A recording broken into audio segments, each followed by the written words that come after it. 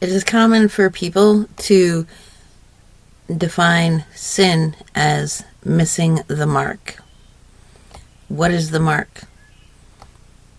The mark is the law. Sin is lawlessness, being without law. What is the law? We're normally getting a sense of the word law by government law. Do this or die. Which is basically do this or you don't get this which sustains your life. So it basically is do this or die. And yeah, I guess that's what God's law means too. However, ours is not without hope.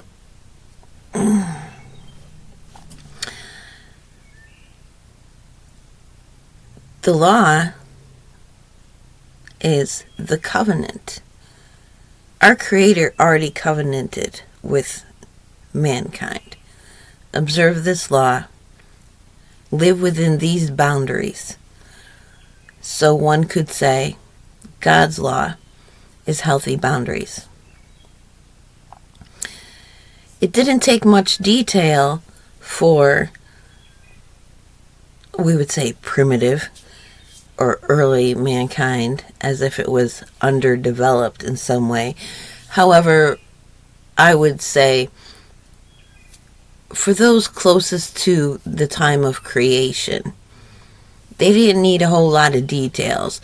They went from being purely vegetarian or vegan to, dang, the earth isn't producing like we were used to.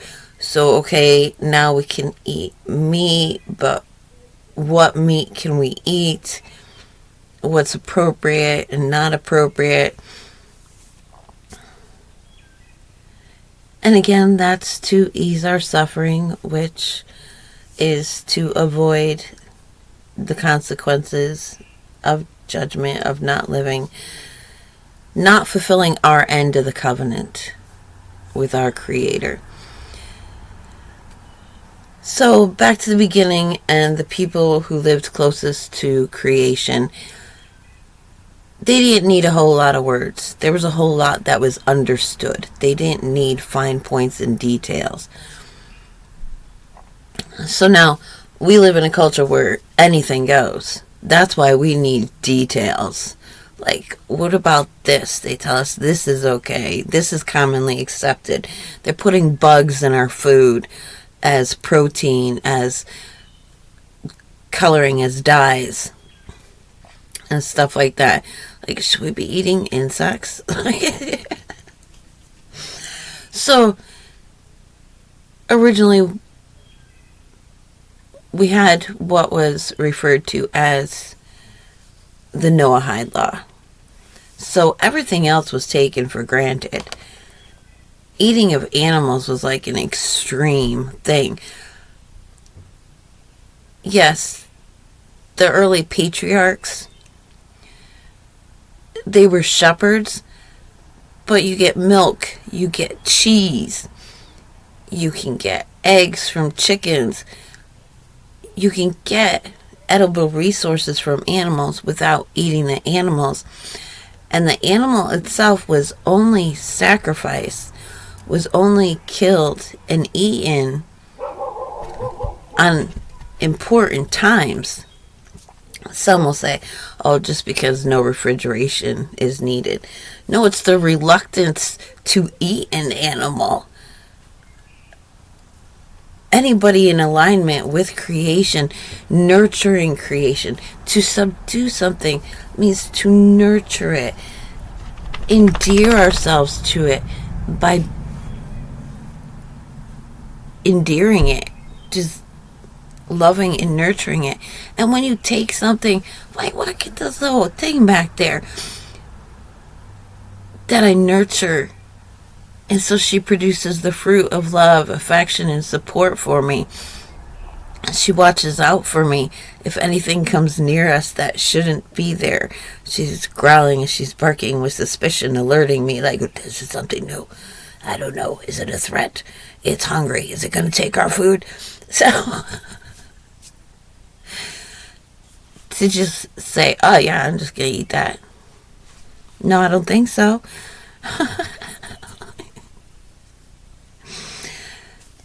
So basically,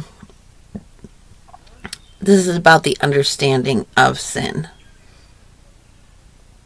If we are fulfilling our end of the covenant, living under law, then we are not sinning. Sinning is lawlessness. It's anarchy.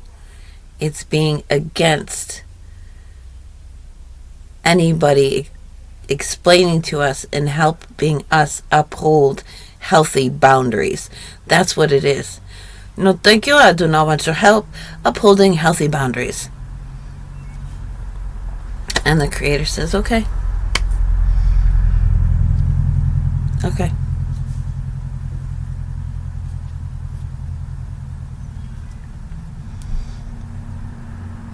And we are told that's free will.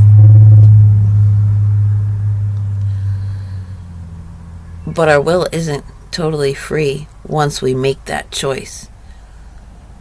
Because when we're out there without a life raft, we've got to believe the fish in the sea. And a lot of them are monsters that are going to rule us and our will by fear, by selfishness, by narcissism, what they want from you. As I mentioned in a previous video, to go homeless, to decide to be homeless without that covenant relationship, those boundaries in place, and the only one who can protect them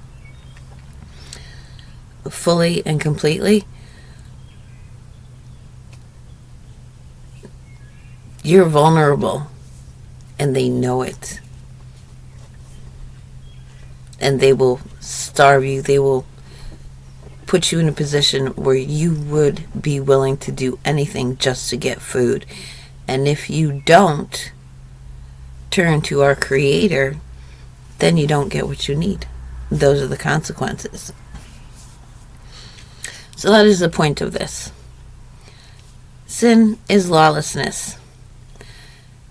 And law is simply living within healthy boundaries, maintaining healthy boundaries as much as you can, and then having our Creator protect where we can't.